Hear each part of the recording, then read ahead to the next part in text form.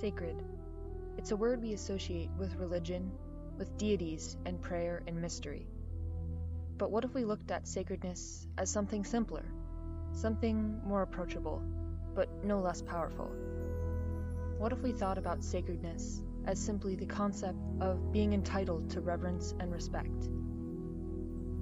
Reverence can take many forms, from religious to secular, spiritual to physical. But no matter how we conceive of reverence, we know that it means treating something with respect, with wonder and awe. If anything deserves to be treated with such an attitude, it's our planet. For billions of years, it has supported an incredible diversity of life, species that inevitably respect the laws of the natural world, that is, until humans came along and began to do something different. We began to write our own rules, and look at those laid down by centuries of environmental equilibrium as beneath us. We stopped respecting the planet, much less revering it. And now we're starting to feel the aftershock of our disdainful actions.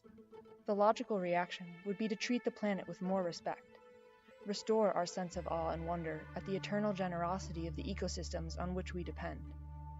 In a sense, our best chance at resetting the balance between humans and the environment is to treat the Earth as sacred again. That again was not an accident. For many cultures around the world have viewed the planet as something deserving of reverence and respect.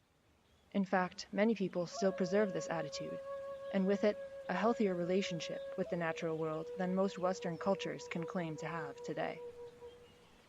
Different cultures express this sense of the sacred in different ways.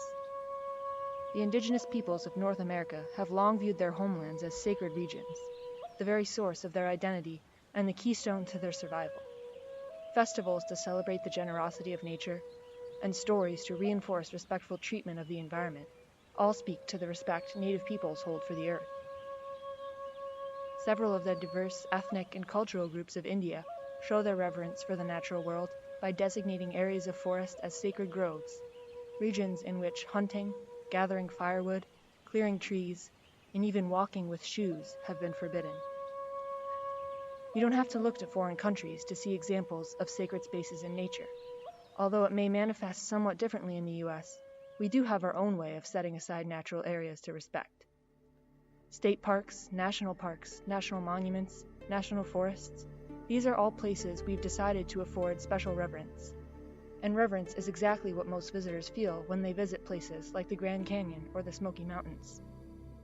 Unfortunately, the places we hold sacred in the US are being challenged by political forces who want to strip them of their protection and their funding.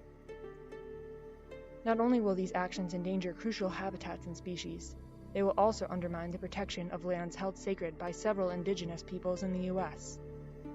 Whether you see national parks as sacred in the spiritual sense, or simply revere them for their astounding natural beauty, the time to spread respect for the planet is now.